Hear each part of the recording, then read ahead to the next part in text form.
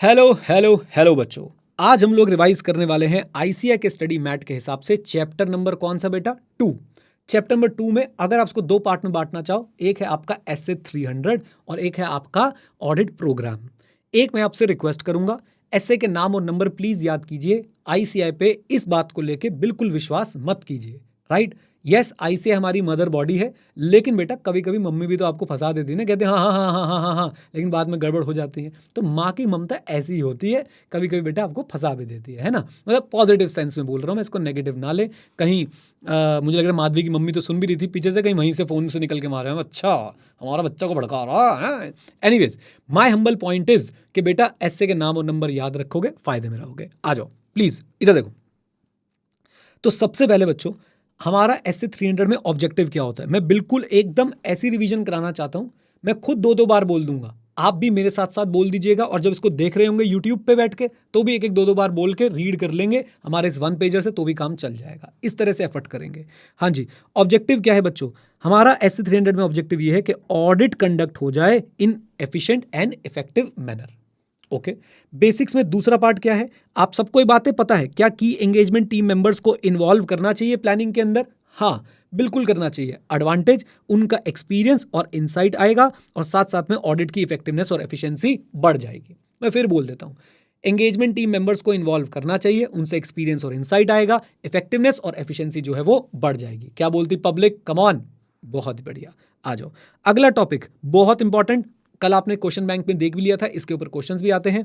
क्या हमें एलिमेंट को डिस्कस करना चाहिए, प्लानिंग के कुछ एलिमेंट डिस्कस कर लेने चाहिए मैनेजमेंट के साथ, बिल्कुल कर लेने चाहिए। बिना बताए उनके ऑफिस में धरना नहीं दे देना चाहिए, अदरवाइज बच्चों को अप्रोच सही नहीं रहेगी, उनका बिजनेस डिसरप्ट हो जाएगा। हमें कुछ ना कुछ एलिमेंट्स अगर हम डिस्कस करना चाहते हैं कर सकते हैं, कीवर्ड, ताकि हम लोग conduct and management of audit को फैसिलिटेट कर पाए, राइट। इसमें दो बातें याद रखिएगा। बात नंबर एक कि भाई हम शेयर कर सकते हैं, लेकिन ओवर शेयर नहीं करना, मतलब हमारे ऑडिट की इफेक्टिवनेस जो है वो कॉम्प्रोमाइज नहीं होनी चाहिए। ऑडिट की effectiveness should not be compromise. और बात नंबर 3 बच्चों, एक तो हो गई कि यस वी शुड शेयर, इससे फैसिलिटेट हो जाता है ऑडिट का कंडक्ट, है ना, मैनेजमेंट ऑफ ऑडिट। दूसरी बात हो गई कि हमने कॉम्प्रोमाइज नहीं करना इफेक्टिवनेस को। तीसरी बात बच्चों ये कि भाई ऑडिटर की ही रिस्पॉन्सिबिलिटी रहेगी ऑडिट स्ट्रैटेजी और ऑडिट प्लान। आईसीआई आपको कैसे डराएगा, आईसीआई बच्चों आपको इंग्लिश से डराएगा, और वो बोलेगा कि overall audit strategy and audit plan is prerogative of management. बच्चा कह रहा है पैरोगेटिव क्या होता है ये समझा दो मुझे, आंसर तो मैं दे दूंगा। पैरोगेटिव मतलब बेटा रिस्पॉन्सिबिलिटी, ऐसा समझ लो आप। तो बताइए, आईसीआई क्वेश्चन पूछ रहा है करेक्ट इनकरेक्ट में कि overall audit strategy and audit plan is the prerogative of management. क्या बोलती पब्लिक, वेरी गुड दृष्टि, राधिका, हर्षित, आशीष, बहुत ही बढ़िया सर, हम भी उनकी भाषा में लिख के आएंगे, is prerogative of audit, come on, yes और नो। और उसमें बच्चों यही वाले बातें आएंगी कि हम शेयरिंग कर सकते हैं, हम कॉम्प्रोमाइज नहीं करने देंगे, और पैरोगेटिव तो बेटा ये किसका रहने वाला है, कम ऑन टेल मी, जल्दी बोलिए, ऑडिटर का रहने वाला है। और अगर मेरे पास एक बात मैं आपको और बता दूं, मेरे पास कई बच्चे ना वर्ड लिख के भेजते हैं, इसका मतलब बता दो भाई। डिक्शनरी नाम की एक चीज होती है, बहुत ही ब्यूटीफुल, फिजिकल भी मिलती है, ऑनलाइन भी देख सकते हो, ट्राई करो, बहुत अच्छा लगेगा। बाबा रामदेव कहते हैं करने से होता है। आ जाओ देन, इसके बाद बच्चों हमारे पास एक और टॉपिक आता है जो बार बार लगातार आपके एग्जाम में आ चुका है, benefits of planning. I hope आपको मेरी वो टोन याद है, जैसे ही मैं बेनिफिट्स ऑफ प्लानिंग बोलता हूं, अटेंशन, तो अप्रोप्रिएट अटेंशन कहां पे बेटा, इंपॉर्टेंट एरियाज पे। Identify and resolve potential problem, काश ये शादी से पहले पता चल जाता बेटा कि प्लानिंग से आइडेंटिफाई और क्या कर सकते हो आप लोग, रिजॉल्व कर सकते हो पोटेंशियल प्रॉब्लम्स को। तीसरा वाला कमांड टेल में, जल्दी बोलो, जनरल क्या है, organize and manage the audit. फिर सिलेक्शन कर लिया तो उनका डीएसआर, कम ऑन, सिलेक्शन कर लिया तो उनका डीएसआर। अब सब आ ही गए हैं तो कोऑर्डिनेशन भी कर लो यार, राइट। तो कोऑर्डिनेशन किसका, work done by auditor of component SA 600, other auditor and auditor expert SA 620। मेरे साथ बच्चों अगर आप मेरा साथ दोगे ना, एसए के नाम नंबर मैं आपको ऐसे याद करा दूंगा, दुनिया तड़पती, नाम नंबर याद नहीं हो रहे, मैं आपको सारे नाम नंबर याद करा सकता हूं, बोल के, कनेक्ट कर करके। डन, जल्दी बोल दो, आ जाओ जी। देन उसके बाद अब बच्चों हमारा मेन एसए शुरू होता है। मेन एसए में सबसे पहले हमें पढ़नी है क्या, preliminary engagement activity, PEA, preliminary engagement activity. तो प्रिलिमिनरी एंगेजमेंट एक्टिविटी बच्चों कितनी होती है, 3, 220, 220, 210। देख रहे हो, सारे ऐसे नंबर याद कराता हुआ चल रहा हूं। सबसे पहले वो प्रोसीजर्स आप लोग जो हैं वो लगाएं जो 220 में लिखे थे रिगार्डिंग कॉन्टिन्यूएंस। अब क्योंकि आप बड़े बच्चे हो गए हो, कनेक्ट करा देता हूं। इनिशियल ऑडिट एंगेजमेंट में हम लोग 220 के कौन से प्रोसेस लगाते हैं? रिगार्डिंग। वर्ड बोल दो बच्चों, वर्ड बोल दो, आज दिल खुश कर देना। Regarding regarding regarding regarding regarding. आओ चैट में देखता हूं कौन क्या बोल रहा है। रिगार्डिंग। हाँ, ये बात, ऐसे मेरा कॉन्फिडेंस बढ़ता है जब आप लोग ऐसे ऐसे वर्ड लिखते हैं। रिगार्डिंग एक्सेप्टेंस बच्चों, रिगार्डिंग एक्सेप्टेंस, बहुत ही बढ़िया। चलिए वापस आ जाते हैं और देखते हैं। तो 220 आपके प्रोसीजर रिगार्डिंग कॉन्टिनेंस, 220 आपके आप इंश्योर करोगे कि you are complying with the ethical requirement including independence. Help क्या क्या मिलने वाली है? जब आप कॉन्टिनेंस वाले प्रोसीजर लगाओगे तो आपको मैनेजमेंट की इंटीग्रिटी चेक हो जाएगी और इससे आपको ये पता चल जाएगा कि मैनेजमेंट की इंटीग्रिटी में कोई प्रॉब्लम तो नहीं है। जब आप एथिकल रिक्वायरमेंट वाले प्रिंसिपल लगाओगे तो आपको ये पता चल जाएगा कि आपके पास नेसेसरी इंडिपेंडेंस और एबिलिटी है टू परफॉर्म द एंगेजमेंट। और जब 210 वाले प्रोसेस लगाओगे, 210 में क्या होता है? Terms of engagement. तो आपको पता चल जाएगा कि भाई कोई मिसअंडरस्टैंडिंग तो नहीं है regarding the terms of audit engagement. मैं फिर से बोलूंगा ये वाला पूरा टॉपिक। प्रिलिमिनरी एंगेजमेंट एक्टिविटी बच्चों आपके कोर्स का पार्ट है। बाई चांस आप अगर इसे यूट्यूब पे देख रहे हैं और आपके सर ने आपको नहीं पढ़ाया है, क्योंकि बहुत सारे सर इनको छुड़वा देते हैं, तो मैं आपको बता दूं कि ये आपके कोर्स का पार्ट है। ये आईसीएआई के स्टडी मटेरियल के साथ हम इन लाइन चल रहे हैं। प्रिलिमिनरी एंगेजमेंट एक्टिविटी बच्चों 220 220 210। पहले 220 में क्या करेंगे? Procedures regarding acceptance. क्या हेल्प मिलेगी? मैनेजमेंट की इंटीग्रिटी में कोई दिक्कत होगी तो हमें पता चल जाएगी। फिर 220 क्या करेंगे? हमें procedure regarding the compliance with ethical requirement and independence. क्या हेल्प मिलेगी? अगर हमारी इंडिपेंडेंस और हमारी कैपेबिलिटी में कोई इशू होगा हमें वो पता चल जाएगा। 210 में क्या हम प्रोसीजर लगाएंगे? Understanding the terms of engagement. क्या हेल्प मिलेगी? अगर कोई मिसअंडरस्टैंडिंग होगी तो वो दूर हो जाएगी या हमें पता चल जाएगी, राइट। ऑल्दो ये सारी बातें मैंने आपको पढ़ा भी दी है, बट फिर भी मैंने बताया कि प्रिलिमिनरी एंगेजमेंट आपको किस चीज़ में हेल्प करती है। It helps in identifying and evaluating events and circumstances. ऐसे इवेंट्स और सर्कमस्टांसेस को इवैल्यूएट करने में हेल्प मिलती है जो एडवर्सली इंपैक्ट कर सकते हैं हमारी ability to plan and perform the audit. ये इन्हीं तीनों लाइन का बच्चों क्रक्स समरी यहाँ पे लिखा हुआ है। आइए इसके बाद बच्चों हमारे पास प्रिलिमिनरी एक्टिविटी हो गई। अब प्रिलिमिनरी एंगेजमेंट एक्टिविटी के बाद हमारे पास आती है प्लानिंग एक्टिविटीज। और प्लानिंग एक्टिविटीज में बच्चों हमारे पास क्या चल रहा होता है? Overall audit strategy, audit plan, इनमें चेंज, इनकी documentation. Overall audit strategy, audit plan, इनके अंदर चेंज और इनकी डॉक्यूमेंटेशन। आ जाइए, सबसे पहले बच्चों मैं आपसे चर्चा करूंगा किसके ऊपर? ओवरऑल ऑडिट स्ट्रैटेजी के ऊपर। कम ऑन, किसके ऊपर? ओवरऑल ऑडिट स्ट्रैटेजी के ऊपर। अब स्ट्रैटेजी के बारे में वेरी गुड, मैं चाहता ही ऐसे हूं बच्चों, जैसे आप स्ट्रैटेजी सुनो ना, 2-3 चीजें तो घुमा दो दिमाग में। Scope, timing, direction, broad forms the basis of audit plan. क्या बोलती public? Scope, timing, direction, broad forms the basis of the audit plan. Okay, और जैसे ही स्ट्रैटेजी सुनो बच्चों, वैसे ही इस बात के लिए भी तैयार रहो कि भाई 2 क्वेश्चन आते हैं। पहला क्वेश्चन क्या होता है? Establishing the overall audit strategy. Come on, establishing the overall audit strategy में आपको क्या क्या फैक्टर्स ध्यान रखने हैं? सही सही बोलना, दिल ना तोड़ना। आ जाओ, लिख दो बिल्कुल चैट में बेटा। CSROETE PEAOE, हाँ जी, PEAOE NET of resources. CSROETE PEAOE NET of resources. अब बच्चों एक बात बताओ, आंधियों की आदत है जहां बिजलियां गिराने की, हमारी भी जिद है वहां ऑडिट में बच्चों को पास कराने की। तो अब अगर इंस्टीट्यूट बोल दे कि CS एक्सप्लेन कर दो, क्या हमें पता है? क्या हमें पता है? हाँ, उसको भी साथ साथ रिवाइज कर ले। यस सर, साथ साथ रिवाइज कर दो। इधर देखो बेटा, तो आपके पहले तो फुल फॉर्म CS क्या है? Characteristic and scope. क्या हमारे एंगेजमेंट के कैरेक्टरिस्टिक एंड स्कोप का इंपैक्ट आता है हमारी ऑडिट स्ट्रैटेजी पे? बिल्कुल आता है। अब आप कैरेक्टरिस्टिक एंड स्कोप कैसे पता लगाने वाले हैं? सिंपल सी बात है, सबसे पहले क्या पूछना है? AFRF, फिर क्या पूछना है? बिजनेस, फिर क्या पूछना है? इंडस्ट्री, और फिर क्या हम क्या कर सकते हैं? यूज ऑफ ऑडिट एविडेंस जो हमें प्रीवियस ऑडिट में मिले थे। बात खत्म। अब सब कनेक्ट होता हुआ चल रहा है। CS हो गया। RO क्या था? Reporting objective. Auditor must ascertain the reporting objective so that he can plan the timing and the communication, right. अब आपसे बोलेंगे एग्जाम्पल्स दो। एग्जाम्पल्स दो उन चीजों के जिनका इंपैक्ट आ सकता है किसके ऊपर? टाइमिंग ऑफ ऑडिट के ऊपर। कम ऑन, यस और नो? हमने बोला बिल्कुल दे सकते हैं सर। सबसे पहले उनसे ही पूछ लो तुम्हारी टाइमिंग क्या रहने वाली है रिपोर्टिंग की। फिर उसके बाद मीटिंग रख लो टाइमिंग और स्कोप डिस्कस करने के लिए। याद करते चलना, उनसे पूछ लो, मीटिंग रख लो, अपना टाइम एंड टाइप बता दो, अपनी रिपोर्टिंग की टाइम एंड टाइप बता दो। कम ऑन गाइज, मुझे तो सारे याद हो गए हैं तुम्हारे साथ साथ। फिर जैसे जैसे ऑडिट प्रोग्रेस करते रहेगा अपडेट देते रहो, और आखिरी में जाके हम इंटरनल मीटिंग्स और रिव्यूज कब रखने वाले हैं उसकी टाइमिंग भी जो है आप डिस्कस कर सकते हो। खत्म। CSROETE, व्हाट इज ETE बच्चों, व्हाट इज ETE? साथ बने रहना, engagement team effort, right, engagement team effort. पहला क्वेश्चन, क्या एंगेजमेंट टीम एफर्ट ऑडिटर की स्ट्रैटेजी पे इंपैक्ट डाल सकते हैं? बिल्कुल। क्या एरियाज जहां पे एंगेजमेंट टीम एफर्ट ज्यादा लगते हैं वो ऑडिटर की स्ट्रैटेजी पे इंपैक्ट डाल सकते हैं? बिल्कुल, राइट। अब आपसे क्वेश्चन क्या पूछेंगे, वो फैक्टर बताओ जो ऑडिटर को ध्यान में रखने चाहिए while directing the engagement team effort. वो फैक्टर्स बताओ जो ऑडिटर को ध्यान में रखने चाहिए while directing the engagement team effort. तो हम बोलेंगे अरे नेकी और पूछ पूछ। सबसे पहले बेटा क्या, वॉल्यूम। फिर चेंजेस कहां कहां पे हो सकते हैं बेटा? आपके चेंजेस इंडस्ट्री में हो सकते हैं, आपके other regulatory and legal changes हो सकते हैं, और आखिरी में FRF में चेंज हो सकता है। क्या बोलती पब्लिक? तो वॉल्यूम, आपके इंडस्ट्री में चेंज, आपके FRF में चेंज, आपके अदर लीगल और रेगुलेटरी रिक्वायरमेंट में चेंज। खत्म। देख रहे हो कितना स्मूथ लग रहा है अब? Come on.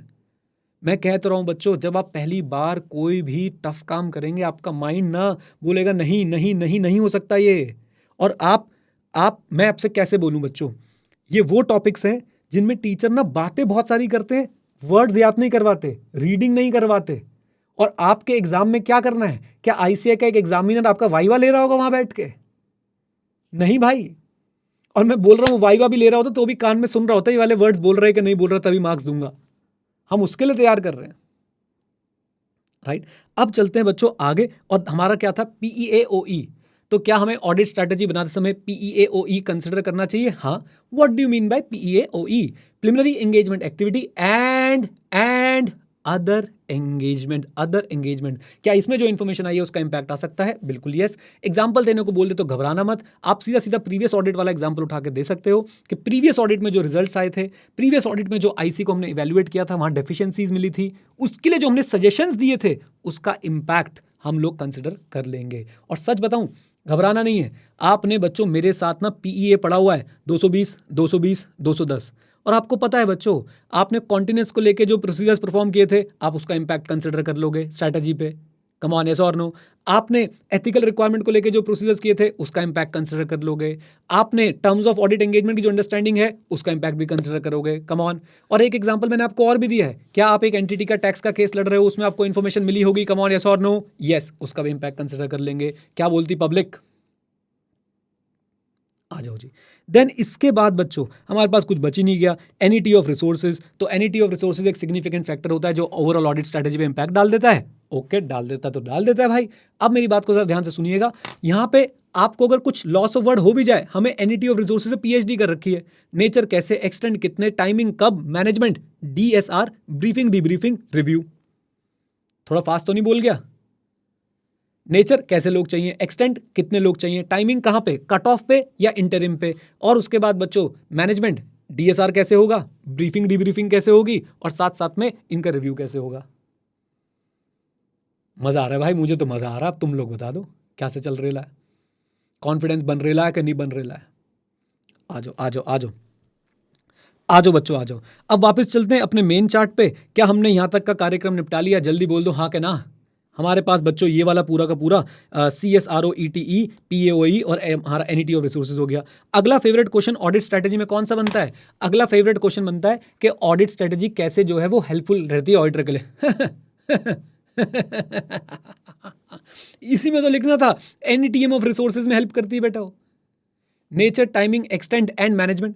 और क्या हमें इनकी अंदर की भी डिटेल पता है कि हमें एक्सपीरियंस लोग चाहिए या थोड़े कम एक्सपीरियंस भी चल जाएंगे?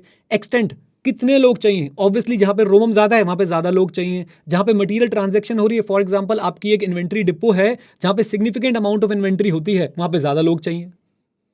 टाइमिंग तो मेरा बच्चा, प्यारा बच्चा भूल ही नहीं सकता है, की कट ऑफ डेट पे या इंटरिम पीरियड में।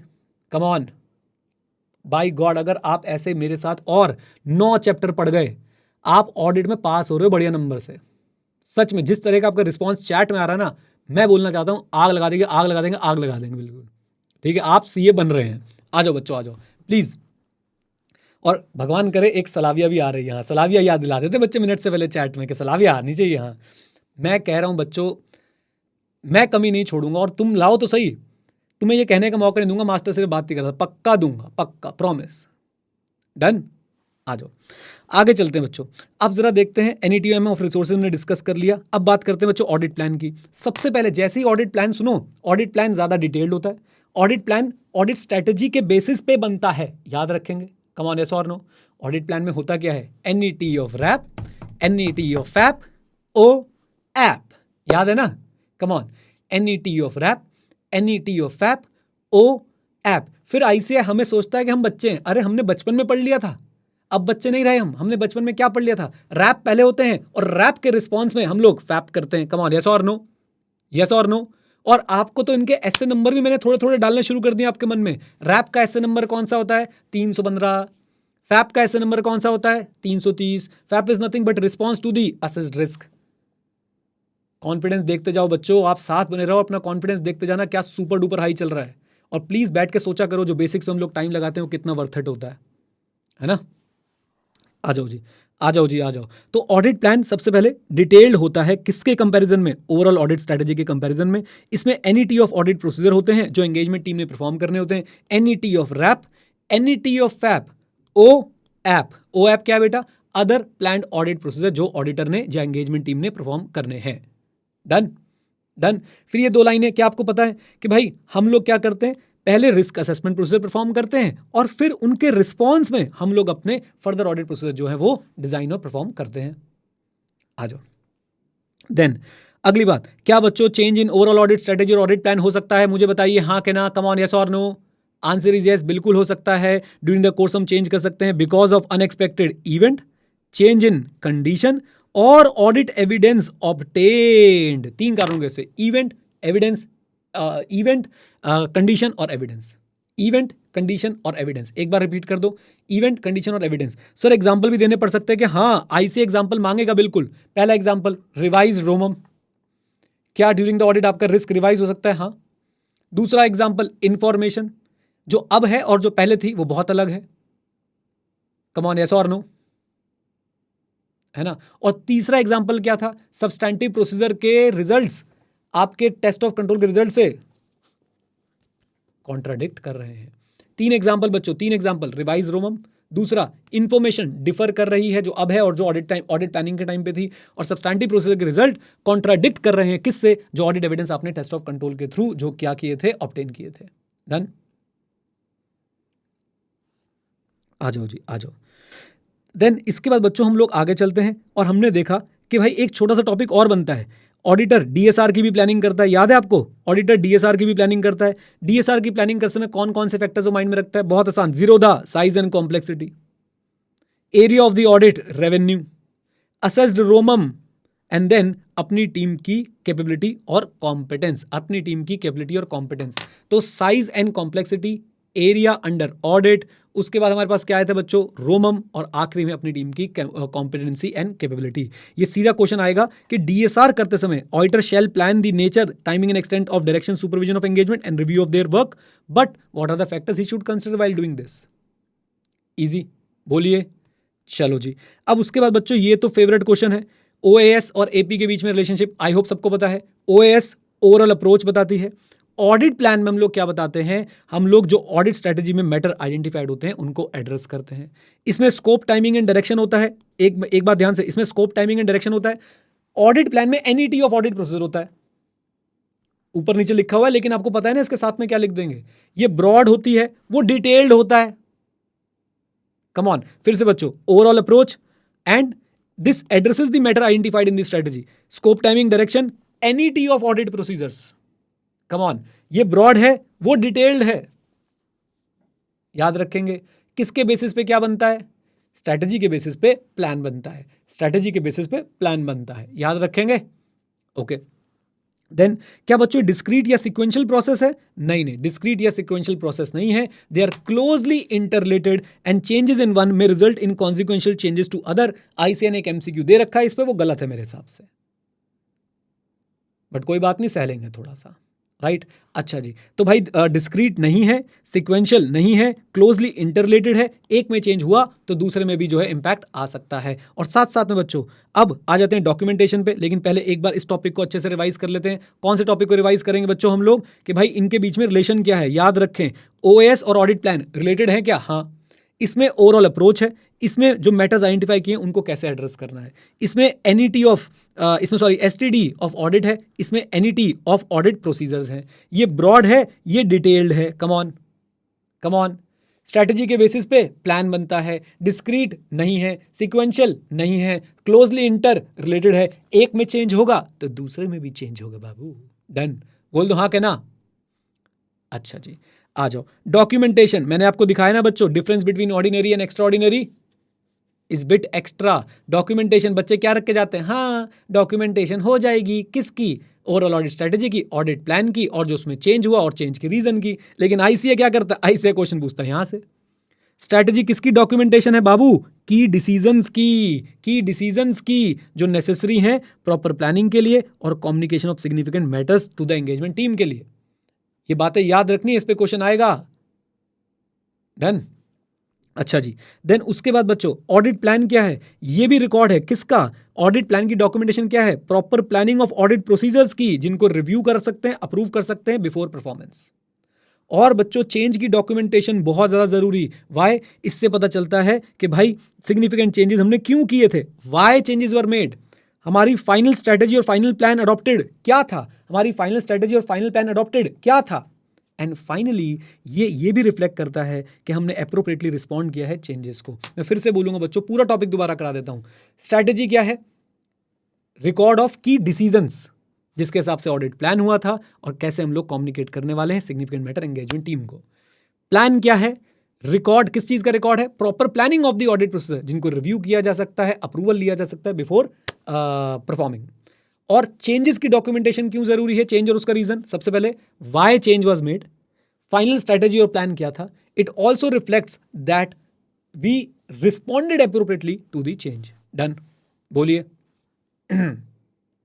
बोलो। अच्छा जी, डॉक्टर ने बोला था थोड़ा ना कम एनर्जी के साथ बोलना, लेकिन बह ही जाती है यार अचानक से क्लास में आके। हाँ जी बच्चों, अब जरा देखो please please please, additional consideration in audit engagement, in initial audit engagement. Initial audit engagement याद है, पहला पहला प्यार है। सर ये गाना क्यों गाते थे बेटा, गाने से इंसान जैसे कनेक्ट करता है ना, वैसे किसी से कनेक्ट नहीं कर पाता है। आज भी वो गाने होंगे जिन्हें सुन के तुम्हें उनकी याद आ जाती होगी, बता दो हाँ या ना। और कभी अगर आपने अपनी कोई प्लेलिस्ट बना रखी है ना, तो जैसे गाना खत्म हो रहा है, अगला गाना अपने आप आपका माइंड गुनगुनाने लग जाता है, बता दो हाँ के ना, है ना। तो अब इनिशियल ऑडिट एंगेजमेंट हमेशा के लिए मैंने अमर कर दिया, कैसे बेटा, पहला पहला प्यार है, हमेशा ये याद आएगा। तो इनिशियल ऑडिट एंगेजमेंट में क्या प्लानिंग का पर्पस और ऑब्जेक्टिव चेंज होगा, क्या प्लानिंग का पर्पस और ऑब्जेक्टिव चेंज होगा, नहीं। लेकिन हमें एक्टिविटीज को क्या करना पड़ेगा, एक्सपैंड, क्योंकि हमारे पास प्रीवियस ऑडिट एक्सपीरियंस नहीं है। क्या बोलती पब्लिक, कम ऑन। अच्छा जी, अब हमें 220 के प्रोसीजर लगाने, कौन से वाले, एक्सेप्टेंस वाले, क्योंकि पहला पहला प्यार है। भाई पहले कॉन्टिनेंस वाले लगा रहे थे क्योंकि प्यार पुराना था, लगातार चलता हुआ था, रेकरिंग ऑडिट वाला, है ना। तो फिर से पर्पस और ऑब्जेक्टिव सेम रहेगा, हमारे को एक्सपैंड करनी पड़ेंगी एक्टिविटीज, क्योंकि प्रीवियस ऑडिट एक्सपीरियंस नहीं है। 220 के एक्सेप्टेंस वाले प्रोसीजर लगाने पड़ेंगे, and we need to communicate with the predecessor auditor in compliance with relevant ethical requirement, जो सीए फाइनल में आप लोग पढ़ेंगे मेरे साथ। Done. Krish, how this question is relevant right now, आ जाओ। एक आधा बच्चा ना सुन ही लेता है मुझसे दिन में, प्लीज इधर देखो बच्चों, इधर देखो, आगे चलते हैं। देन और साथ में हमें क्या फॉलो करना पड़ेगा इनिशियल ऑडिट एंगेजमेंट में, what are the other procedures required by firms quality control for initial audit engagement, जैसे कि getting your audit strategy review by a senior partner, right. तो भाई ये छोटे छोटे से पॉइंट है, पर्पस और ऑब्जेक्टिव सेम रहेगा, एक्सपैंड करेंगे क्योंकि कोई प्रीवियस एक्सपीरियंस नहीं है, 220 के एक्सेप्टेंस वाले procedure, communication with the predecessor auditor in compliance with the ethical requirement, and other procedure required by the quality control system of the firm with respect to initial audit engagement, for example review of strategy by a senior partner. क्या बोलती public. आखिरी topic बच्चों, आखिरी topic, मुबारक हो, chapter 2 हुआ है, मुबारक हो। हाँ जी, planning is a continuous process. बताइए जी, क्या प्लानिंग एक डिस्क्रीट फेज है, answer is no, it's a continuous and iterative या इटरेटिव, या सिंपल वाला वर्ड बताना, रिपीटेटिव। ओके, तो it's a continuous and repetitive process, it begins shortly after the completion of the last audit and continues till the completion of the current audit engagement, but we need to consider timing of certain activities and audit procedure in the planning, right। continuous है, iterative है, repetitive है, start होता है after the end of the last audit, उसके थोड़े समय बाद ही start हो जाता है and continues till the end of the engagement. But आपने क्या बात ध्यान रखनी है, it includes consideration of timing of certain activity and audit procedure. For example बच्चों क्या होगा, जल्दी बोलो, रोमम रैप पहले होंगे और फैप उसके रिस्पॉन्स में होंगे। Is that clear? ज्यादा प्रैक्टिकल बात मैंने आपको क्या बताई थी, ये हो सकता है कि रैप और फैप साथ हो जाए, लेकिन कभी भी फैप पहले और रैप बाद में नहीं होगा। डन? लीजिए बच्चों, और अब हम लोग रिवीजन करेंगे किसकी, अब हम लोग बच्चों रिवीजन करेंगे इस चैप्टर के सेकंड पार्ट की, जो क्या है, कम ऑन टेल मी, जल्दी बताओ, ऑडिट प्रोग्राम। ओके, आ जाओ मेरे साथ, आ जाओ बच्चों मेरे साथ, प्लीज जरा साथ में जुड़िएगा everyone. Okay, let's revise audit program. पहला क्वेश्चन बच्चों क्या बनेगा, what do you mean by audit program? तो उसके लिए प्रिपेयर रहिए। सबसे पहले keyword series of verification procedures, जिससे हम लोग क्या ऑब्टेन करेंगे, सफिशिएंट एप्रोप्रिएट ऑडिट एविडेंस, जिससे ऑडिटर क्या एक्सप्रेस कर पाएगा, ओपिनियन। किसी को कोई दिक्कत है तो मुझे बताओ। सीरीज ऑफ वेरिफिकेशन प्रोसीजर, जिससे मिलेगा सफिशिएंट एप्रोप्रिएट ऑडिट एविडेंस, और जिससे हम लोग क्या कर पाएंगे, ओपिनियन एक्सप्रेस कर पाएंगे। बढ़िया, आ जाओ जी। देन इंपॉर्टेंट क्वेश्चन, क्या एक ही ऑडिट प्रोग्राम सबके लिए प्रैक्टिकेबल है? Answer is no. क्यों? सारे बिजनेस सेम नहीं होते, वो वेरी करते हैं nature, size, come on, nature, size, capital, internal control, applicability of law and regulation से।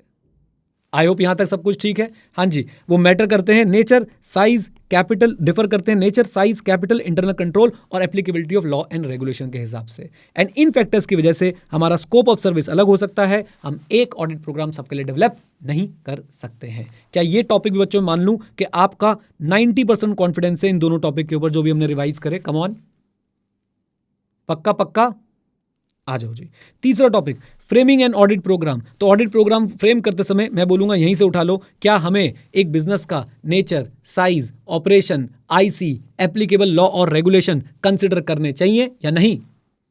और ये कंसिडर करने के बाद हमें क्या करना चाहिए, हमें बनाना चाहिए क्या, म्यू।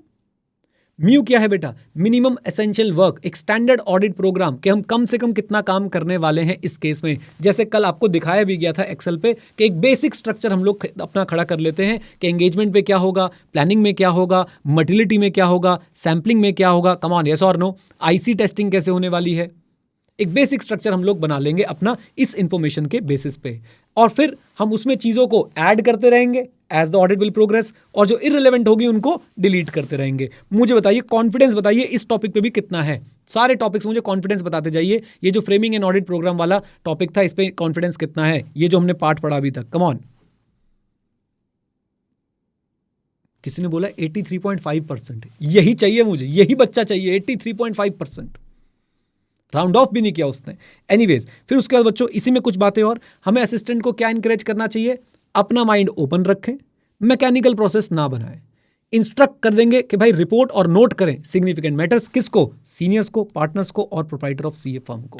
क्या बोलती पब्लिक, जल्दी बोलो, क्लैरिटी बोलो, यहां तक एकदम सेट, तीनों टॉपिक। अच्छा जी, अब आते हैं चौथे टॉपिक पे, क्या हमें ऑडिट प्रोग्राम का पीरियोडिक रिव्यू करते रहना चाहिए? हाँ, क्यों करते रहना चाहिए? इससे हम इसकी इफेक्टिवनेस चेक कर सकते हैं, कोई नया एस्पेक्ट हो उसको कवर कर सकते हैं, कोई बेकार हो उसे रिमूव कर सकते हैं, और अपने ऑडिट प्रोग्राम को अप टू डेट रख सकते हैं। दोबारा से बोलता हूं, क्या हमें अपने ऑडिट प्रोग्राम को पीरियोडिकली रिव्यू करते रहना चाहिए? कम ऑन टेल मी, जल्दी बोलो, यस और नो। यस, क्यों बेटा? ताकि हम उसकी इफेक्टिवनेस को असेस कर पाएं, नए वाले चीज़ों को ऐड कर पाएं, पुरानी वाली चीज़ों को डिलीट कर पाएं, और ओवरऑल ऑडिट प्रोग्राम को अप टू डेट रख पाएं। अगर नहीं किया तो पोशंपा भाई पोशंपा, लाल किले में क्या हुआ, ऑडिट प्रोग्राम रिव्यू नहीं किया, अब तो वो ऑब्सलीट हो जाएगा, ऑडिट आपका इनइफेक्टिव हो जाएगा, आपके पार्ट पे नेग्लिजेंस मानी जाएगी, और आपको लीगल और रेगुलेटरी इंप्लीकेशंस या कॉन्सिक्वेंसेस सफर करने पड़ेंगे। Is that clear? Come on guys, जल्दी बोलिए।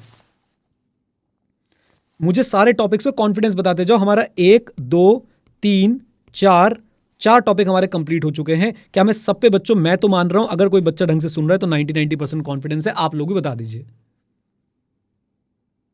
बहुत ही बढ़िया, बहुत ही बढ़िया, बहुत ही बढ़िया, शाबाश। आ जाओ, अब आता है बच्चों एक क्वेश्चन जो हमें थोड़ा सा परेशान करता है, क्योंकि उसमें कुछ पॉइंटर्स हैं याद करने वाले, कि आपने ऑडिट प्रोग्राम कंस्ट्रक्ट करते समय कौन से पॉइंट्स जो माइंड में रखने। अब आपने जो एग्जाम्पल क्लास में मुझसे लेने थे ले लिए, अब फोकस करेंगे भाई कैसे हमने जो है इसको एग्जाम के लिए तैयार करना है।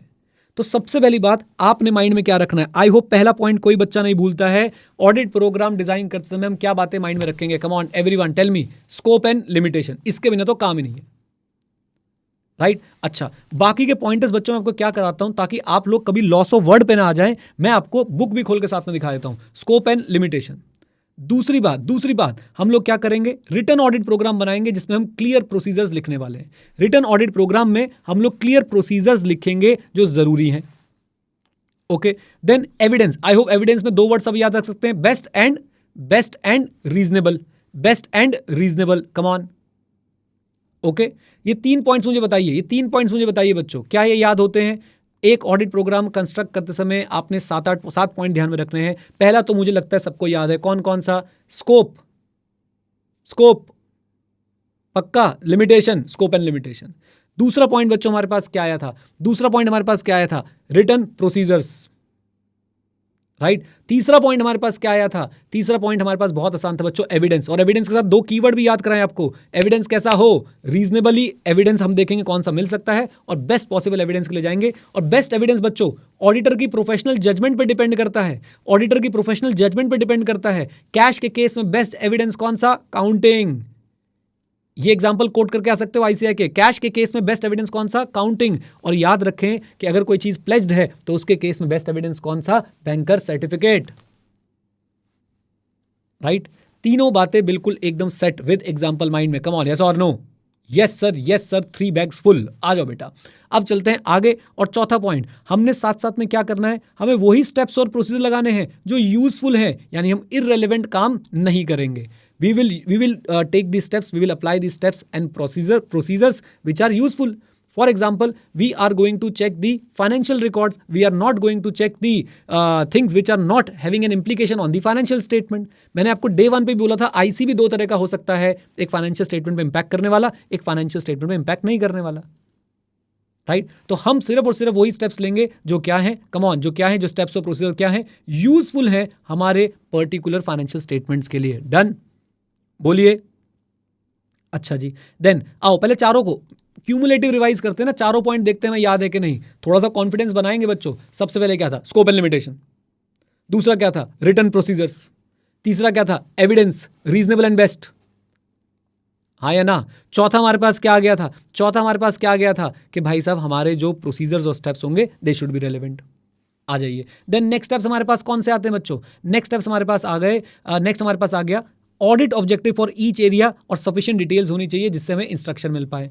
हमें अपने ऑडिट प्रोग्राम में ऑडिट ऑब्जेक्टिव लिखना है हर एरिया का, और सफिशिएंट डिटेल्स लिखनी है जिससे इंस्ट्रक्शन प्रॉपर मिल पाए। छठा point, consider all possibilities of error. और 7वां पॉइंट, जो प्रोसीजर्स हैं रिलेटेड आइटम्स पे लगने हैं, जैसे कि सेल्स है, डेटर है, बैंक रिकॉर्ड्स हैं, जो भी हमारे रिलेटेड आइटम पे प्रोसीजर लगने हैं उनको हमें आपस में क्या कर लेना है? कोऑर्डिनेट कर लेना है। Is that clear? Come on, last के तीनों पॉइंट्स एक बार दोबारा से बच्चों, लास्ट के तीनों पॉइंट नीचे से शुरू करेंगे। Coordinate procedures on related items, consider possibility of all errors, errors याद रख सकते हो, याद आ जाएगा अपने आप। उधर रिलेटेड आइटम याद रख सकते हो, तो हमने कोऑर्डिनेट करना रिलेटेड आइटम के प्रोसीजर को। एक पॉइंट बच गया बच्चों, कौन सा वाला? जल्दी बोलो, एक पॉइंट बच गया, कौन सा वाला? हमारा एरर वाला पॉइंट हो गया, हमारा रिलेटेड आइटम वाला पॉइंट हो गया, एक पॉइंट बच गया अभी भी, audit objective must be clearly mention of each area, right, ताकि इंस्ट्रक्शन मिल पाए हमें बढ़िया तरीके से। डन, बोल दीजिए जल्दी से बोलो, राइट। तो ऑडिट ऑब्जेक्टिव मेंशन हो, सफिशिएंट डिटेल्स हो, जो सेट ऑफ इंस्ट्रक्शन दे पाए। आज रिवाइज कर लेते हैं इसको। क्या ये 7 पॉइंट बच्चों हम लोग याद कर सकते हो? याद रखिए, ये आपके लिए रिवीजन वीडियो इसलिए बना रहा हूं कि आपको दोबारा क्लास ना देखनी पड़े। हाँ जी, तो आप मुझे बताइए, आपसे क्वेश्चन क्या पूछेंगे? बताओ जी, कंस्ट्रक्टिंग एंड ऑडिट प्रोग्राम में कौन कौन से फैक्टर्स ध्यान रखने पड़ेंगे? 7 पॉइंटर्स मुझे जल्दी से बोल के बताओ। रिवीजन वीडियो में भी डिटेल में कवर करा दे, इतने में तो फास्ट ट्रैक बैच भेज दिए जाते हैं, इतना पढ़ा के, सच बता रहा हूं आप लोगों को मैं। हाँ जी, इसके बाद बच्चों आओ सबसे पहले शुरू करते हैं स्कोप एंड लिमिटेशन। छूटते ही स्कोप एंड लिमिटेशन के बाद क्या है? Return audit procedures. फिर क्या आया? एविडेंस। नीचे से शुरू कर दो, याद नहीं यार तो रिलेटेड आइटम्स, कोऑर्डिनेट करने प्रोसीजर को। Error, consider all the possibility. Audit objective clearly mention होने चाहिए, हर एरिया के डिटेल इंस्ट्रक्शन होनी चाहिए। कम ऑन, यस और नो? सिर्फ एक पॉइंट बच गया, स्टेप्स एंड प्रोसीजर्स रेलेवेंट वाले, दैट्स इट, खत्म। ओके, ऐसे ही आपने रिवीजन करनी है बच्चों, वीडियो देख देख के। क्लास में समझ लिया बहुत है, उसके बाद आप लोग वीडियो से रिवीजन कर सकते हैं। आ जाइए, इस पे कितना परसेंट लिख दूं कॉन्फिडेंस, जल्दी बोल दो, जल्दी बोल दो बेटा, इस पे कितना परसेंट लिख दूं confidence. Come on everyone, tell me in the chat box. बहुत बढ़िया, बहुत ही बढ़िया, बहुत ही बढ़िया। चलो आ जाओ बेटा, आ जाओ प्लीज। नेक्स्ट टॉपिक जबरदस्ती का। ऑडिट प्रोग्राम का काम क्या होता है? एविडेंस ऑब्टेन करवाना। हमें एविडेंस कौन सा चाहिए? बेस्ट वाला। बेस्ट एविडेंस प्रोफेशनल जजमेंट पे डिपेंड करता है, कैश के लिए काउंटिंग, प्लेज के लिए बैंकर सर्टिफिकेट। इस टॉपिक पे कॉन्फिडेंस लाने की भी जरूरत नहीं है, हमने पहले वाले के साथ ही कवर कर लिया था। अगला, ये हमने पढ़ा ही नहीं। क्यों भाई? आईसीए कुछ भी बोलेगा, हम ऐसे थोड़ा ना कुछ भी पढ़ लेंगे। ये हम पढ़ेंगे किसके साथ? कम ऑन टेल मी, जल्दी बोलिए। ऑडिट एविडेंस के साथ। आ जाओ जी। देन आपका favourite question, advantage disadvantage. Disadvantage ज्यादा आसान है, 4 ही पॉइंट है, पढ़ लेते हैं। ऑडिट प्रोग्राम की डिसएडवांटेज पहली क्या है? मैकेनिकल वर्क हो जाता है। Sometimes people use audit program and make their work mechanical, they do work without understanding it. For example, they will check the financial transaction, but they will never consider the implication of the financial transaction. Is that clear? दूसरा disadvantage क्या आता है? Rigidity and lack of adaptability. Business में हो गया बदलाव, IC में हो गया बदलाव, और तुम्हारा ऑडिट प्रोग्राम नहीं चेंज हो रहा भाई, ऐसे कैसे? राइट। फिर तीसरी बात क्या आती है? शेल्टर। किसके लिए शेल्टर? काम चोरों के लिए, इनएफिशिएंट लोगों के लिए शेल्टर बन जाता है, क्योंकि वो क्या बोलते हैं? लिखा नहीं तो दिखा नहीं। और जो मेहनत करने वाले होते हैं, एंटरप्राइजिंग असिस्टेंट्स, जो लोग इनिशिएटिव ले रहे होते हैं, उनका इनिशिएटिव किल हो जाता है। Come on. So hard and fast audit program can kill the initiative of the enterprising assistant. Is that clear? Come on come on come on, जल्दी बोलिए। खत्म हो गया, गया, टाटा बाय बाय। ओके, अब देखो बच्चों, पता है क्या है? मैं आपको एक बात बताना चाहता हूं, मेरी बात को ध्यान से सुनो प्लीज प्लीज। हर दिन एक सा नहीं होता, हर टॉपिक एक सा नहीं होता। ये टॉपिक आप छोड़ना चाहते हो, आपकी मर्जी है, लेकिन भाई साहब आप ये सोच के देखो, पहले आपके टीचर ने कितनी मेहनत करी। आपके स्टडी मैट के सारे टॉपिक्स को बिल्कुल एकदम भाई साहब मैं प्यार से कंडेंस करके यहां पे लेके आया, और फिर आपको पढ़ाया मैंने, एग्जाम्पल्स दिए मैंने, और फिर मुझे पता था कि अभी आपका कॉन्फिडेंस नहीं बन रहा है, शक्लें बता रही थी तुम्हारी। फिर मैंने बच्चों आपको उसको रिवाइज करवाने में भी पूरी शिद्दत से आपके साथ एक एक वर्ड को रिवाइज कराया गया। कम ऑन, है ना? अच्छा जी, अब बच्चों हमें क्या करना है, आइए आपको दिखाते हैं कि अब इस चैप्टर में और क्या बचा है। पहले बताओ, ऑडिट प्रोग्राम की रिवीजन वीडियो क्लियर है सबको? कम ऑन, शाबाश। अब हमारे पास और क्या चीज है जो हमें कवर करनी है? एक टॉपिक आईसीए ने और दिया है बच्चों इस चैप्टर में। मतलब कभी कभी मुझे ऐसा लगता है टॉपिक कैसे चूज हो रहे हैं चैप्टर के लिए। अक्कड़ बक्कड़ बम्बे बो, ये वाला टॉपिक यहां रख दो। एक्चुअली में ये हुआ है भाई, मैं आपको दिखाता हूं कौन सा टॉपिक है वो, अगर आप लोग देखना चाहते हैं तो ये देखिए। लास्ट में आपको एक टॉपिक मिलेगा मेरी बुक में भी और आईसीआई की बुक में भी, क्वालिटी कंट्रोल। मैं स्क्रीन शेयर कर देता हूं। Quality control for audit work delegation and supervision of audit work. Quality control for audit work delegation and supervision of audit work. आप अगर चाहें तो एक गेस कर सकते हैं ये कौन से चैप्टर का पार्ट होना चाहिए, कौन से स्टैंडर्ड का पार्ट होना चाहिए। आप गेस कर सकते हैं, मैं चैट में आपको मौका दे रहा हूं। प्राची क्या बात है, पहला ही आंसर सही। ये है हमारे बालक। मतलब आप भी जाके आईसीआई फोन कर बता सकते हो, सर ये यहाँ पे आएगा नहीं सर, गलती से लग गया दिखला। ये एसक्यूसी 1 का, एसए 220 का, चैप्टर 11 का टॉपिक है भाई। ये मोटी मोटी बात क्या लिखी है इसमें, मेरी बात सुनिए। ऑडिटर क्या अपना काम डेलीगेट कर सकता है असिस्टेंट्स को? हाँ, डेलीगेट कर सकता है, लेकिन ultimately who will be responsible for the audit opinion? The auditor will be responsible. Auditor क्या एक्सपर्ट्स का काम यूज कर सकता है ऑडिट में? ऑडिटर क्या एक्सपर्ट्स का काम यूज कर सकता है ऑडिट में? मेरी बात को सुनिए बच्चों, जब आप ऑडिट करने जाते हैं आपको डिफरेंट तरीके के लोगों से मिलना पड़ सकता है, जैसे कि ब्रांच का ऑडिटर, जैसे कि अभी कल अनमोल सर भी आपको बता रहे थे कि भाई टैक्सेशन का मैटर है तो आप किसी टैक्स एक्सपर्ट की भी हेल्प ले सकते हो। कम ऑन, यस और नो, याद आ रही है आपको बातें? तो ऑडिटर क्या इनका काम भी यूज कर सकता है? हाँ, लेकिन आंख बंद करके नहीं। हम लोग उनकी कॉम्पिटेंस, कैपेबिलिटी, ऑब्जेक्टिविटी, उनके काम की अंडरस्टैंडिंग, उनकी अजम्पशंस, सारी चीज़ें चेक करते हैं। ये आपको डिफरेंट स्टैंडर्ड्स में बताया गया है। जैसे एसए 620 है, वो बताता है कि भाई अगर आप ऑडिटर एक्सपर्ट का काम यूज करने जा रहे हो तो आपको क्या क्या चीज़ें कंसिडर करनी है। एसए 600 वो बताता है कि अगर आप किसी अदर ऑडिटर का काम यूज करने जा रहे हो, यानी कि ब्रांच का ऑडिटर है, आप उसका काम यूज करने जा रहे हो तो आपको क्या चीज़ें ध्यान में रखनी है। कम ऑन, बात समझ रहे हैं आप? मेरी बात को समझ रहे हैं? पॉइंट यहाँ पे ये बताया जा रहा है कि भाई ऑडिटर अपना काम डेलीगेट कर सकता है, हाँ। ऑडिटर दूसरों का काम यूज कर सकता है, हाँ। लेकिन क्या ऑडिटर किसी भी हाल में अपनी रिस्पॉन्सिबिलिटी शिफ्ट कर सकता है? कम ऑन टेल मी, जल्दी बोलो। नहीं। इस टॉपिक का यहाँ पे कोई लेना देना नहीं था, बस ये यहाँ पे डाल दिया आईसीआई ने, मैंने भी उनके पैटर्न पे चलते हुए डाल दिया यहाँ पे। लेकिन हम बच्चों इस टॉपिक पे समझदारी तो हमारे पास आई गई है, हम चर्चा करेंगे चैप्टर नंबर 11 में। एक बार आपके लिए मैं यहाँ पे इसको रीड कर देता हूँ, अच्छे से कवर करा देता हूँ, जरा ध्यान से देखिए। पहले भूमिका देखो कैसे बनाई है। Audit is a complex task involving number of people at different level. क्या ये बात समझ आती है? ऑडिट के अंदर भाई सिर्फ एक ऑडिटर इन्वॉल्व है, बहुत सारे लोग इन्वॉल्व हैं, बहुत सारे लोग इन्वॉल्व होते हैं। So audit is a complex task, उसके अंदर बहुत सारे लोग इन्वॉल्व होते हैं। Auditor will have to depend on assistants, technical expert and other auditor. अब तो बच्चों आप लोग हो चुके हो चैंपियन। टेक्निकल एक्सपर्ट हमें ऐसे 620 में पता चलते हैं, और अदर ऑडिटर हमें ऐसे 600। समझ गए हो क्यों कर रहा था बच्चों में इतना? बोल दो हाँ के ना। तो अदर ऑडिटर हमें बच्चों ऐसे 600 में मिलते हैं। तो क्या कह रहे हैं, कॉम्प्लेक्स टास्क है, बहुत सारे लोग इन्वॉल्व होते हैं, ऑडिटर को इनके ऊपर डिपेंड करना पड़ता है। और असिस्टेंट के केस में ऑडिटर उन्हें डीएसआर कर सकता है, असिस्टेंट के केस में ऑडिटर उन्हें डीएसआर कर सकता है। अदर ऑडिटर एक्सपर्ट के केस में ऑडिटर को उनके काम को लेकर पहले एश्योरेंस ऑब्टेन करनी पड़ती है कि इनका काम एडिक्वेट है कि नहीं। और बच्चों ये काम एडिक्वेट है नहीं, ये हम सीखेंगे कैसे निकालते हैं अगर आईसीए बोलेगा पढ़ने को तो, राइट। तो ऐसे 620 और ऐसे 600 में आपको सिखाया जाता है कि कैसे आप ये एश्योर करो कि इनका काम एडिक्वेट है या नहीं। Is that clear? बोलिए। ओके अभी तो कुछ नहीं, भूमिका चल रही है। ऑडिट कॉम्प्लेक्स टास्क है, बहुत सारे लोग इन्वॉल्व होते हैं। ऑडिटर असिस्टेंट का काम यूज कर सकता है, एक्सपर्ट का काम यूज कर सकता है, अदर ऑडिटर का काम यूज कर सकता है। असिस्टेंट के केस में वो डीएसआर करता है। डीएसआर समझ गए? डीएसआर समझ गए? Come on.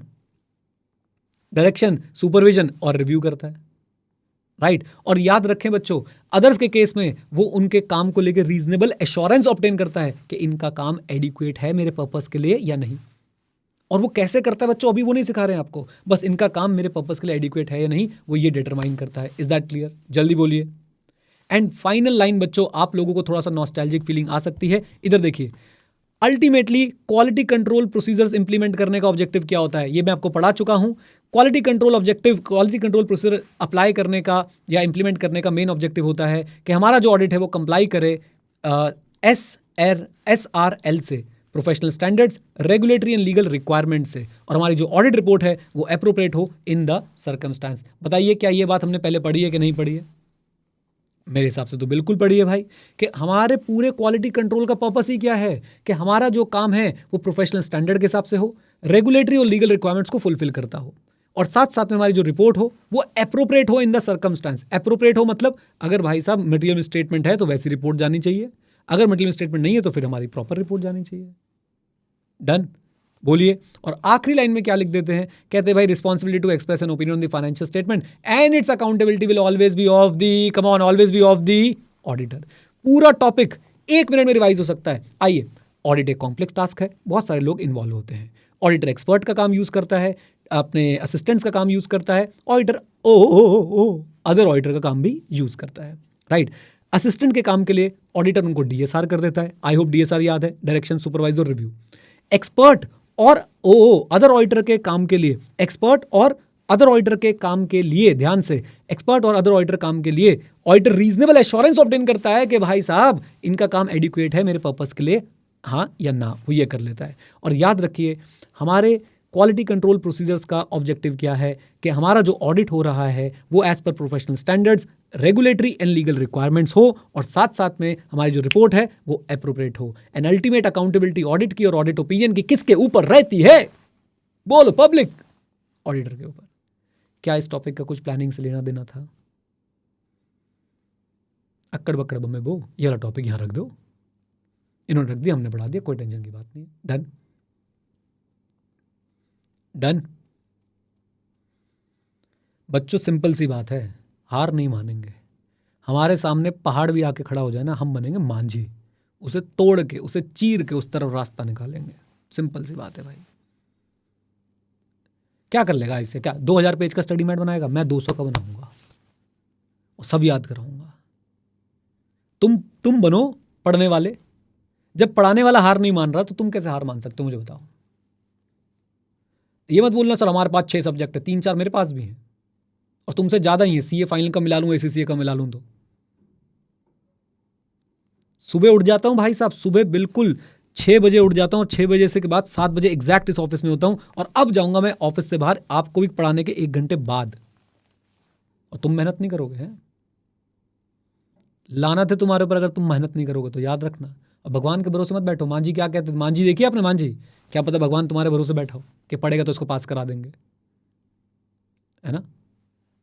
तो प्लीज़ बच्चों, प्लीज़, जिंदगी में टफ चीज़ें आती रहेंगी, हर चीज़ भाई आसान नहीं होती है, कोई कोई ऑब्स्टेकल टफ भी होता है, लेकिन आपने देखा आप उसे समय दो तो वो आसान बन सकता है ना। चलिए, तो यहाँ आके बच्चों हमारा चैप्टर 2 जो है वो होता है समाप्त। अब मैं आपको कहाँ लेके चलूंगा, अब मैं आपको ले चलता हूँ बच्चों चैप्टर 2 के क्वेश्चन बैंक के ऊपर। बहुत ही बढ़िया क्वेश्चन बैंक बच्चों आप लोगों के लिए हमने तैयार करवाया है, और आपका कॉन्फिडेंस उसे देख के ज़रूर ज़रूर ज़रूर बढ़ना चाहिए। आपको मज़ा आना चाहिए कि देखो जी देखो, हमें तो सारी चीज़ें जो है वो आती हैं बड़े तरीके से। ये आ गए हम ऑडिट बुक में, ये आ गए हम क्वेश्चन बैंक में, और ये आ गया हमारा चैप्टर 2 का, जी हाँ भाइयों बहनों, चैप्टर 2 का क्वेश्चन बैंक आपके सामने आपकी स्क्रीन पे। इसको हम कर देते हैं 200%। क्वेश्चन बैंक में बच्चों 3-4 पार्ट हैं, जैसे कि डिस्क्रिप्टिव, फिर एमसीक्यूज, और उसके बाद आपके करेक्ट इनकरेक्ट। आइए यहां से शुरू कर लेते हैं। एमजी एंड कंपनी, पढ़ने ना क्वेश्चन मेरे साथ, जल्दी बोलो। देखने क्वेश्चन के नहीं? बिल्कुल देखेंगे जी, बिल्कुल देखेंगे। आपकी मैं शक्लें यहाँ उठा के ले आता हूँ ताकि तुम मुझे यहाँ दिखते रहो और यहाँ पे मुझे अपने क्वेश्चंस दिखते रहे, ठीक है ना। 1 मिनट रुकना ज़रा, बहुत सारा रायता फैला हुआ है। अब ठीक है, अब तुम भी दिख रहे हो, क्वेश्चन भी दिख रहे हैं, चैट भी तुम्हारी मैं यहाँ पे ले आता हूँ please. MG and company, a firm of auditors having a standing of 30 years is appointed as a statutory auditor of a company engaged in manufacturing of defense equipment. Due to opening of defense sector by government to private player in the recent times, many new companies have entered the fray to manufacture sophisticated defense equipment. Considering technical and complex nature of operation, auditor recognize the involvement of expert in the audit is required. Does consideration for involvement of expert by auditor fall under the domain of planning and audit? बताइए, क्या simple सा question है, क्या auditor को planning करते समय expert की involvement के बारे में सोचना चाहिए? कम ऑन, यस और नो? आंसर इज यस, बिल्कुल राइट। तो प्लानिंग करते समय the auditor should consider whether involvement of expert is necessary. Is that clear? बोलिए। कुछ नहीं, इसका आंसर ये है, ये है इसका answer. While planning an audit, the auditor would have to consider, the auditor should consider whether the involvement of expert is necessary or not. ऊपर वाली लाइन क्या है? भूमिका। प्लानिंग एंड ऑडिट में क्या क्या होता है? ओवरऑल ऑडिट स्ट्रेटेजी और ऑडिट प्लान। फिर उसके बाद नीचे वाली लाइन में conclusion in the stated case. बच्चों ये बात मैंने इनकम टैक्स में भी आपको, जीएसटी में भी पढ़ाई थी। जब भी आपके पास क्वेश्चन आए इस तरीके का, आपको पहले अपनी बात रखनी है जो आपने स्टैंडर्ड में आपने कॉन्सेप्ट वाइज पढ़ी हुई है, फिर आपको बताना है कि स्टेटेड केस में क्या होगा, यानी गिवन केस में क्या होगा। In the stated case, company is involved in technical and complex operation. Therefore, while planning an audit, the auditor would have to consider whether the involvement of expert is necessary. And conclusion, consideration of involvement of expert by auditor falls within the domain of planning. Bharat माता की जय। एक बच्चा पूछा इसकी भूमिका कैसे बनाई, यही तो भूमिका है इसकी। आफ्ताब भाई 10 बार लिखोगे तो कोई अलग कुछ नहीं होगा, वही होगा जो मैं करूंगा। आ जाओ। Is this answer enough? Yes बेटा यस। आप चाहें तो थोड़ा बहुत ऐसे 300 का रेफरेंस देके थोड़ी बहुत बातें लिख के आ सकते हैं, और आ जाइए प्लीज। अंशुमन छोड़ दो भाई। CA Kartik is planning for audit of a company engage in manufacturing of cosmetic. Considering nature of operation of the company he had plan to include the testing of control.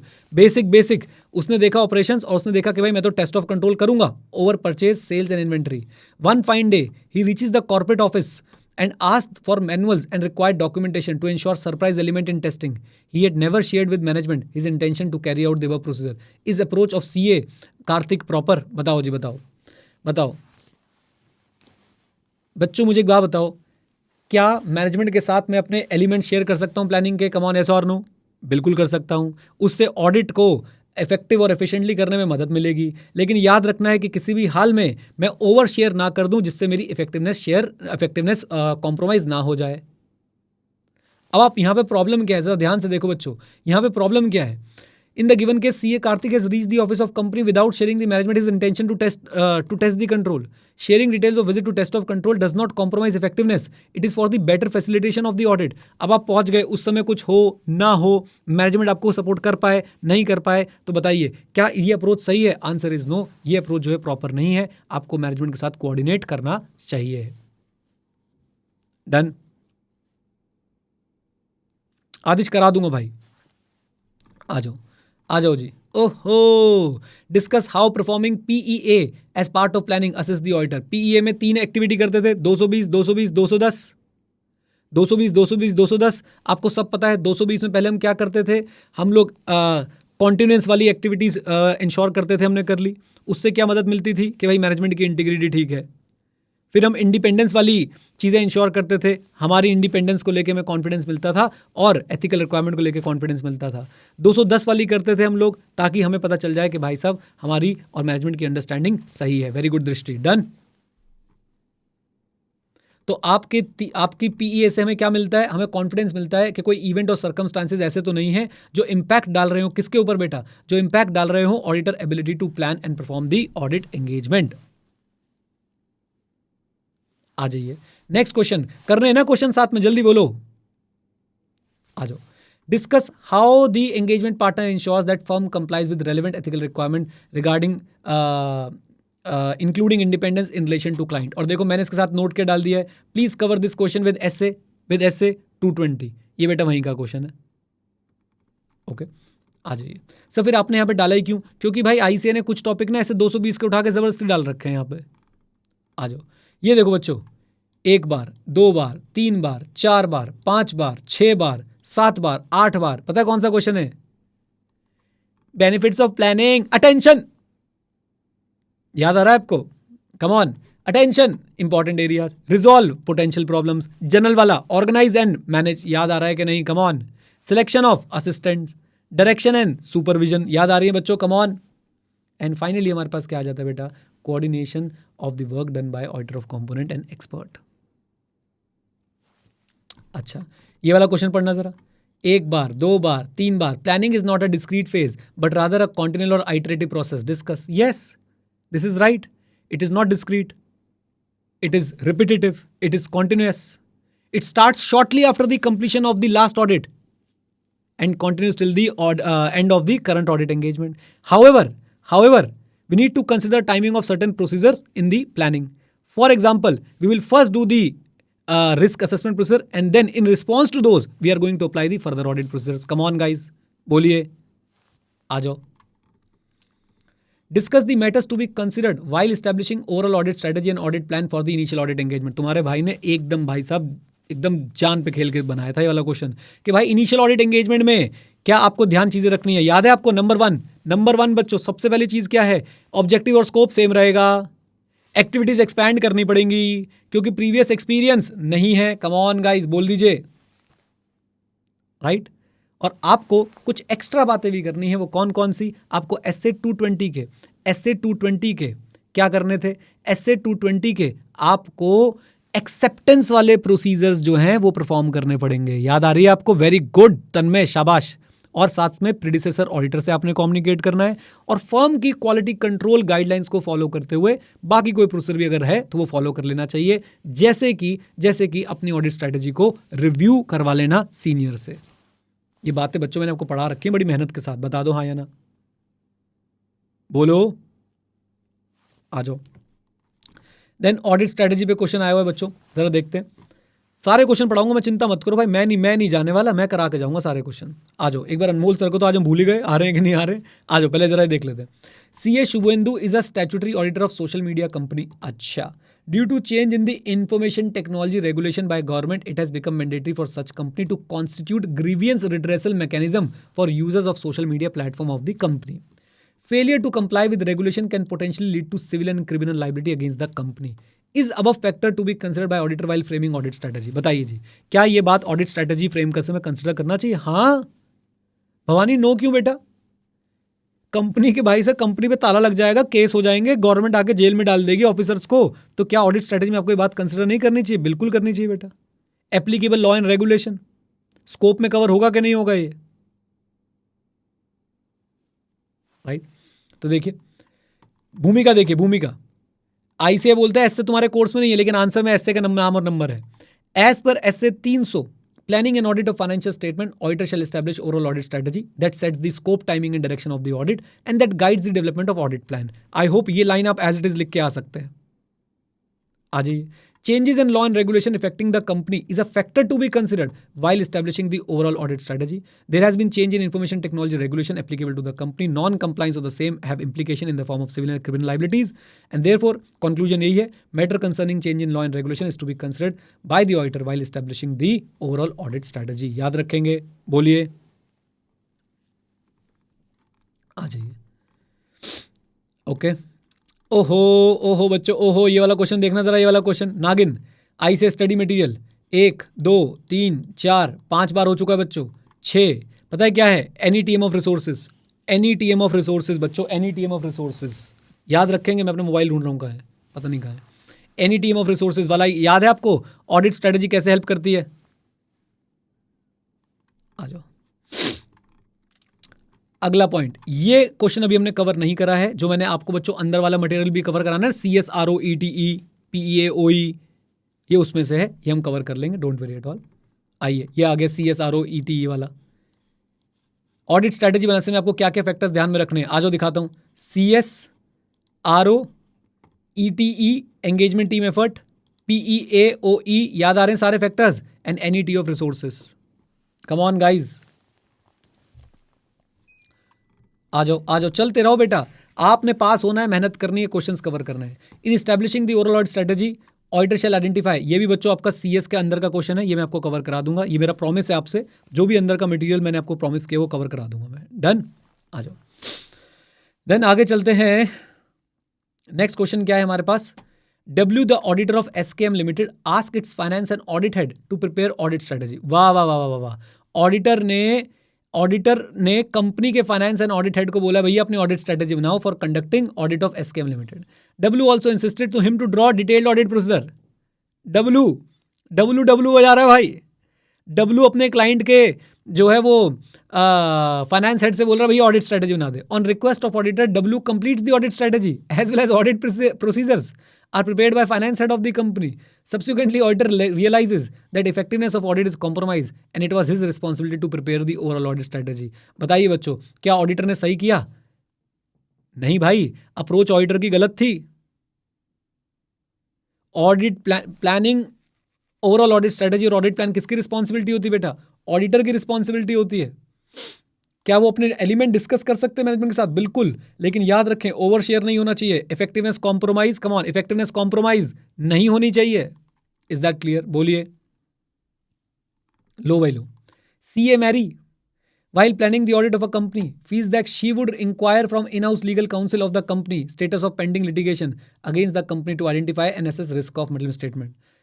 CA Mary सोच रही है कि भाई मैं जो company के वकील हैं उनसे मैं बातचीत करूंगी और लिटिगेशन के बारे में पूछूंगी, right, to identify and assess the risk of middle statement. Considering above description, you are able to identify the said procedure where these identified procedures are included in the planning. ये बच्चों भी आपके लिए थोड़ा सा टफ हो जाएगा, इसका कनेक्शन कहीं ना कहीं SA 501 से भी है, मैं आपको उसी के साथ इसको कवर करा दूंगा। ये कहना कुछ नहीं चाह रहे हैं, आंसर ये कुछ भी लिख देंगे, लेकिन मैं आपसे बोलूँगा कि अभी बच्चों आप लोग इसको ना करें, इसे हम लोग SA 501 के साथ कवर करेंगे। मैं बल्कि आपके क्वेश्चन बैंक में लिख भी देता हूँ, ये अभी आपको नहीं आएगा। Cover this with chapter of audit evidence, क्योंकि जो आपसे बोल रहे हैं ना कि are you able to identify this side procedure, बाबू प्रोसीजर पढ़े ही नहीं अभी हमने, वो हम पढ़ेंगे चैप्टर नंबर जो भी हमारा ऑडिट एविडेंस का आएगा उसके साथ। लो भाई लो। An auditor of a company fails to document audit strategy and audit plan, briefly outline the consequence of such failure. पहले तो भाई साहब यहाँ पे आप ऑडिट स्ट्रेटजी की मतलब आप डॉक्यूमेंटेशन के बारे में लिख दोगे। और डॉक्यूमेंटेशन क्यों ज़रूरी होती है? आपको पता है कि डॉक्यूमेंटेशन आपके लिए एक एविडेंस होती है that audit was planned and performed effectively and efficiently. Come on, बोलिए, आ जाइए। और क्या क्वेश्चंस हैं बच्चों? ये DSR के लिए कौन कौन से फैक्टर करने होते हैं? प्लानिंग ऑफ DSR में कौन कौन से फैक्टर कंसिडर करने होते हैं? हमने पढ़े थे, size, complexity, area of audit, assess रोमम, capability and competence. Okay, documentation पे डायरेक्ट क्वेश्चन है बच्चों, जो पैराग्राफ मैंने आपको पढ़ा रखा है वो सारा पैराग्राफ इसके अंदर एज इट इज आंसर की तरह आ जाएगा।